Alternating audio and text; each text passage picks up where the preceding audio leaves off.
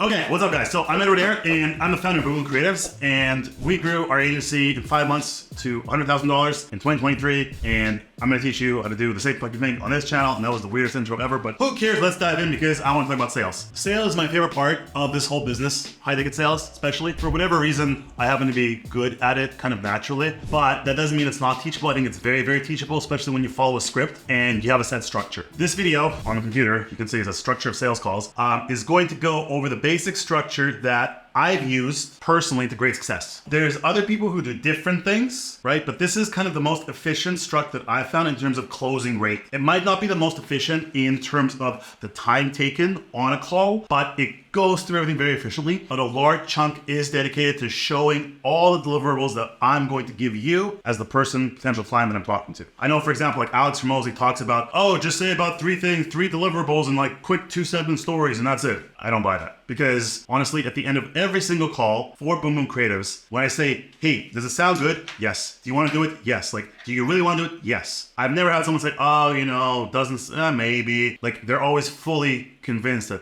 they want this thing and it's the greatest thing since sliced bread. And I really think it's because of the time I take to actually explain everything that we do. Structure of sales calls. I have a piece of paper right here. I'm going to be transcribing on the screen as I talk, and we're gonna go over everything here. How I learned sales was realistically just fucking doing it. I read Jordan Belfort's book, The Way of the Wolf, which talks about, I don't know his actual, like The Wolf of Wall Street, I've never read that. I read the book on how he structures his closes, whatever, the straight line system, and in essence, in like the quickest nutshell there is, what I remember, because I read it in 2020, is basically take the call from start to end as efficiently, as quickly as possible in a straight line. Don't fucking diverge and talk about random bullshit. Talk about the call, the sale, and that's it. And then ask for the close. With that said, we are going to go over the exact structure that we use here, that I use. And I will, on YouTube, upload the me going over our script. But there's a video already showing the script in action. It's me on a sales call, and I'll be posting some more on YouTube. It's just, they're not that much fun because we have to blur out the faces and the names and all the sensitive information.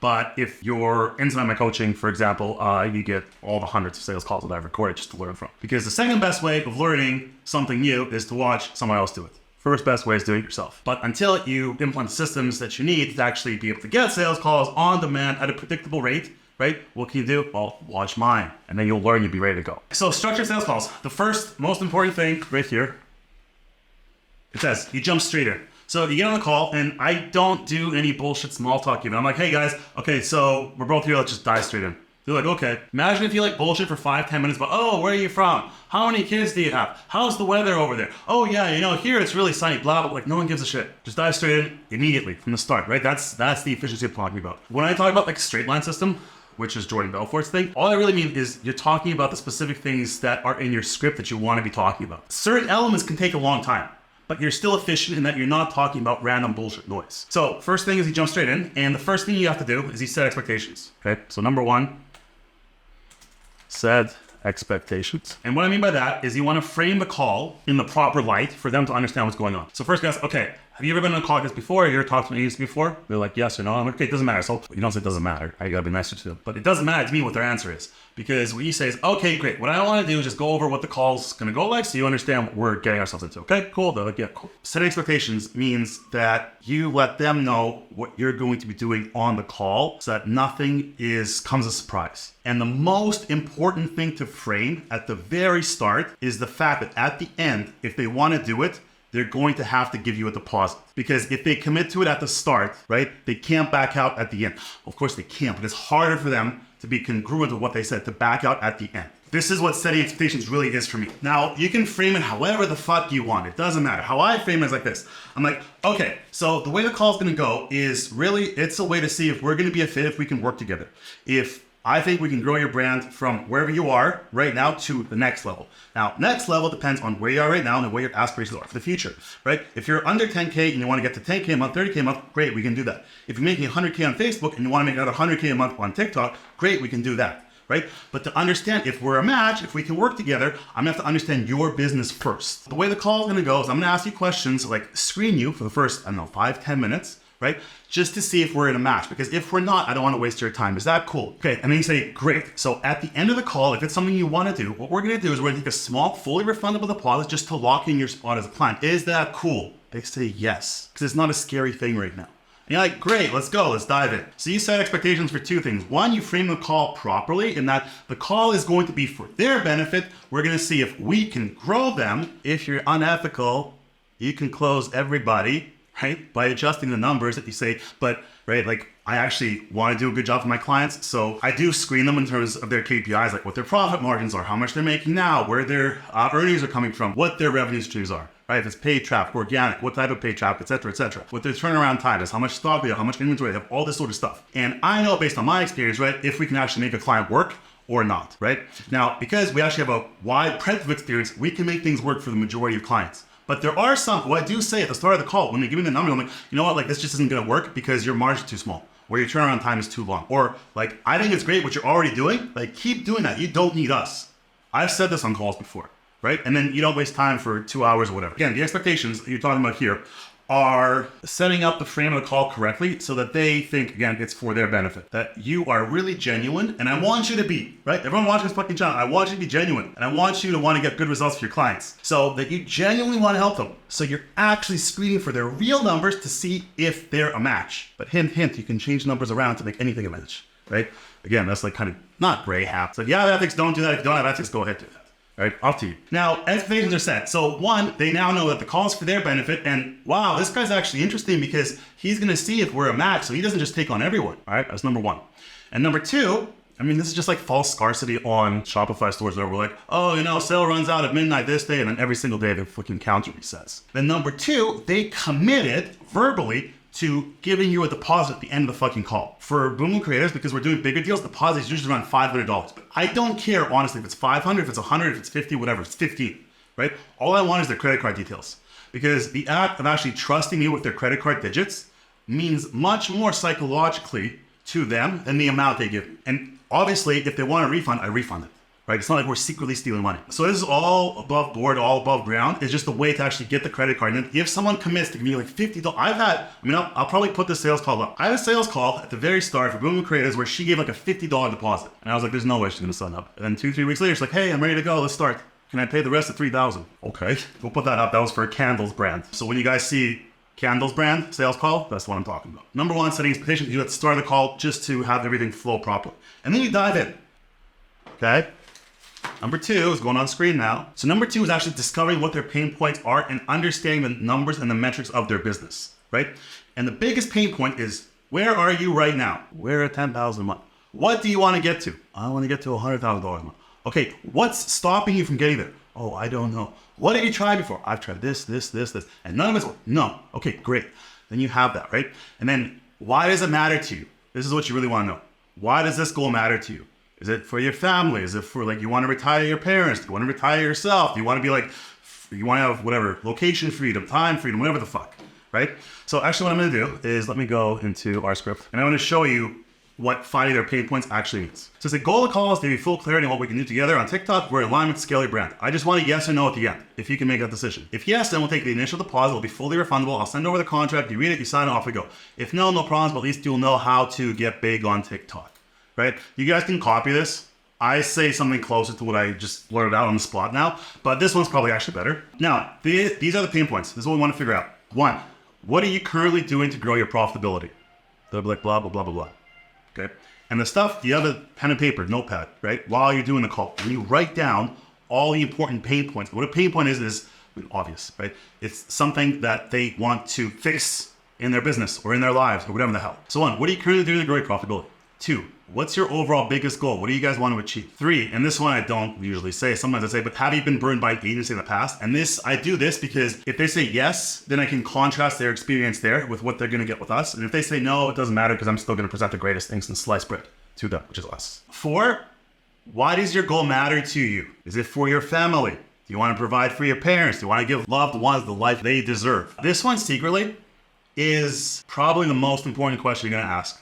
Because the answer to this, you write down and you circle it, right? Because at the end of the call, when they have objections, you go back to it and you point out whatever they said here. It's like, but remember how you said that you want to do this to retire your mom and she's been working for 60 years as a janitor and you know, she's looking at another 20 years of work. She's going to be 80 before she can retire and you want to do it for her now. So doesn't it make sense to work with us and actually get your store to this level so you can do that? Oh, yeah. Right. Okay, anyway, that's number 4. Number 5, you ask what their biggest struggle is getting sales. 6 is this: how long have you been at this? What do you see as the potential of your brand? And why aren't you there yet? And we want, in their words, why they're not there yet. And also, this is also important, write this down too, why they're not there yet, because as you explain what you're gonna do, you can always reference to this, right? So they say, we're not there yet because we just don't know how to make good creatives. On your pitch, when you're actually selling the thing, you emphasize how good the creatives that you make are and why they're so fucking good. You don't reference this directly, but you emphasize it, right? Kind of discreetly, right? The pain point, why does your goal matter to you? That one you emphasize and directly refer back to at the end of an objection. Next one, if you stayed where you are for another 6 months, 12 months, 2 years, what does life look like? Conversely, if it gets you to where you want to be, what changes for the better? And then this one, what would the perfect agency experience look like for you? So those are the 8 questions that I started the script with. Now, how many of them do I ask? Maybe 3 or 4, okay?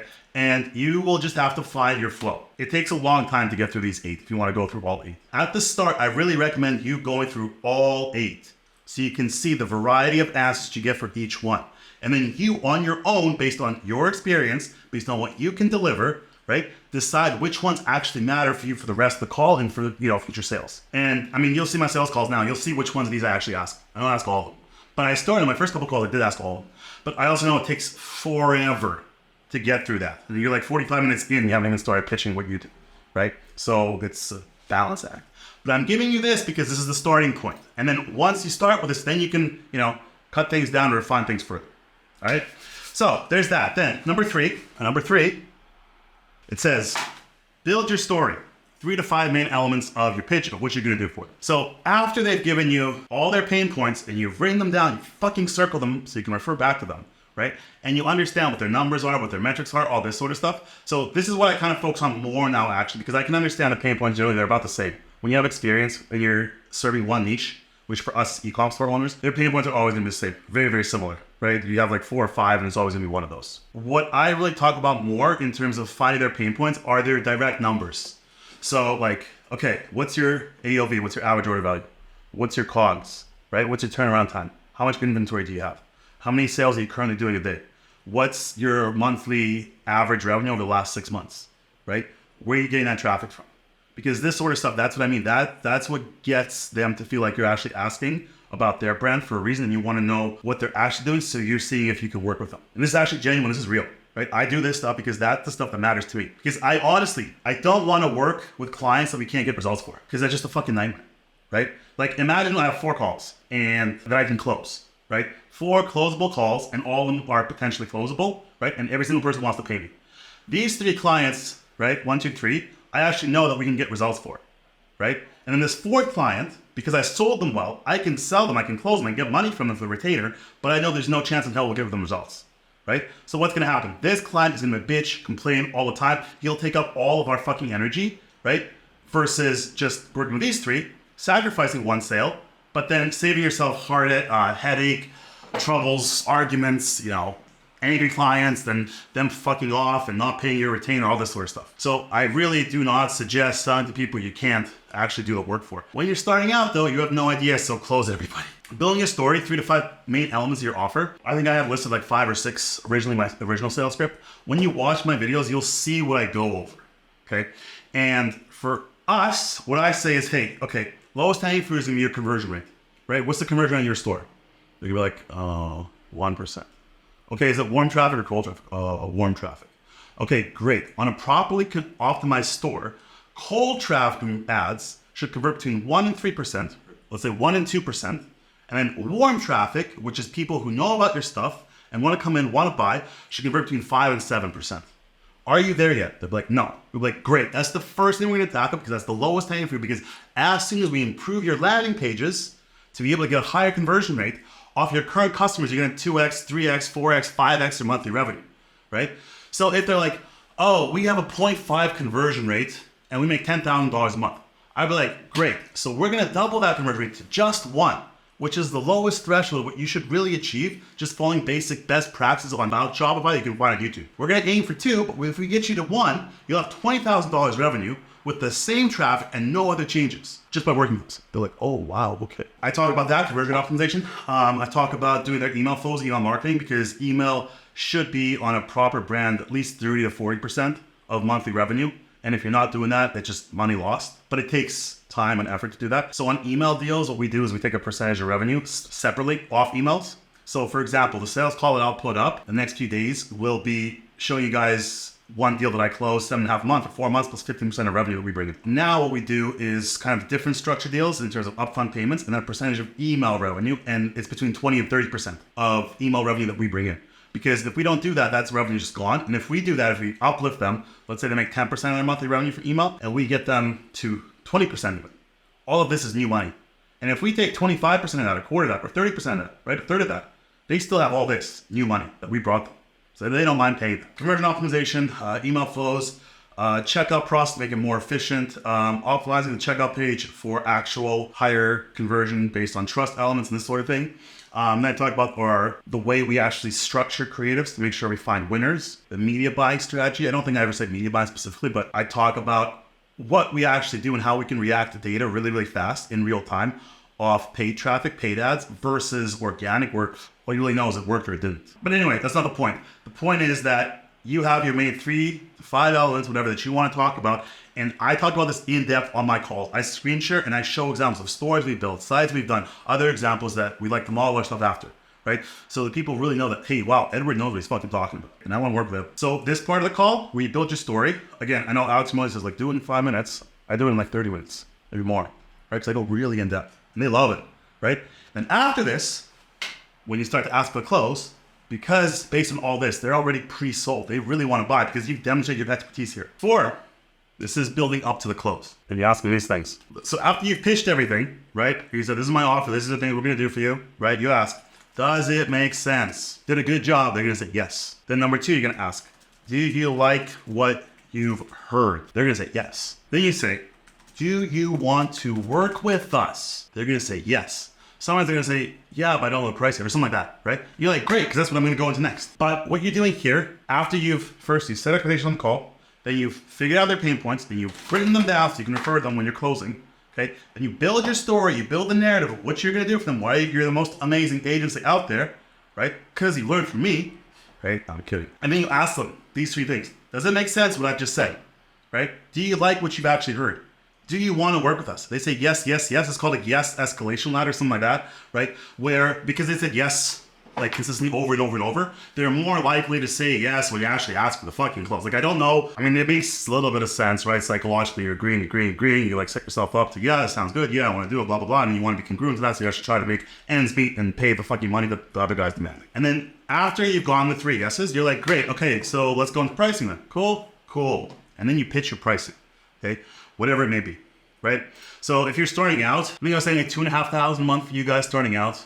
Try 3. You can literally say any number. When I was doing high ticket fitness, I think I was selling probably the most expensive fitness package in the world out of anybody. I've never heard anyone selling a 5K fitness package online training for 5 months. They sell it for like $3,000. And the only reason I got it for $5,000 is because when I went to the pitch, and at the end I'm like, does it sound good? They're like, yeah. Do you want to work with us? Yeah. I'm like, okay, great. Let's go over pricing. And then I say, hey, it's $49.90. So $4,909. Okay, here's the card, right? That happened like 4 or 5 times. Yeah, I asked for $5,000. So whatever you ask for, that's what you're gonna get. For example, if you have somebody on the other end of the line who is so convinced that your offer is great, because you've done the sales call perfectly, you've charmed them, they want to work with you, and they're ready to pay you $5,000.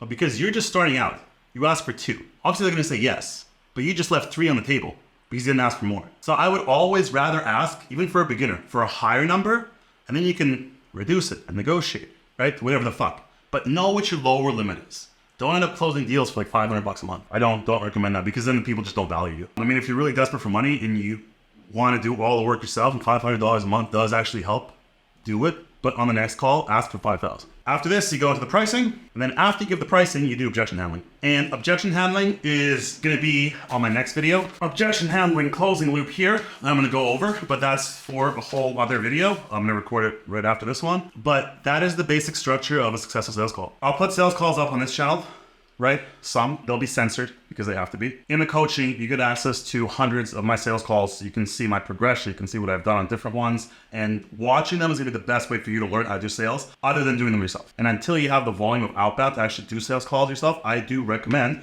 you getting those sales calls and watch it, because that's how you're going to learn, right? Because I'm sure there's like nuances in what I fucking do. I've not really studied what I've done. I'm just showing you guys what makes sense in my head. Maybe there's other stuff that I do that like I'm unaware of. But I mean, I don't think so. As long as you follow a good structure and follow a good script and you have a little bit of charisma, salespeople are salespeople. A good salesperson is going to close anybody. They're not going to close anybody, but they're going to close a closable. So again, just to go over it, you jump straight into the call, right? Like, hey guys, okay, great. Let's just dive straight in. Say that at the start. They look great. Don't waste any time. 2, you set expectations. 1, for the deposit. Say at the end, if you're a match, blah, blah, we'll take an initial refundable deposit, right? For some small amount. And then I send over the contract to you. You read it, you sign it. Once you sign, it's done. I'll sign as well. You get an auto email to book your onboarding call with us. And you set up the framing of the call, which is this call is done to help you grow your store. And I'm going to take my time to actually deeply understand your business so that I can tell you genuinely if we can help you or not. That's the frame. And then you find their pain points, and then you frame as if seeing if they're a fit, right? And again, I gave you these guys, these 8, right? You don't end up doing all 8 all the time, but do them at the start so you can figure out for yourself which one is important for you. And then you build your story. So you talk about your offer, what you're gonna give them, all the deliverables. And again, this is the place where I always talk a lot, right? On this one. For fitness, again, I was like 35 minutes, 40 minutes. For Boom Boom, sometimes the call sometimes lasts about 2 hours. And then after you've built your story, and because of the strength of that, they're ready to actually buy, you ask them, does it make sense? Like, yeah. Do you like what you've heard? Yeah. Do you want to work with this? Yeah. Okay, great, let's go into pricing. And then you give me your pricing, ask for something high, because if you ask for something high, you can always go down.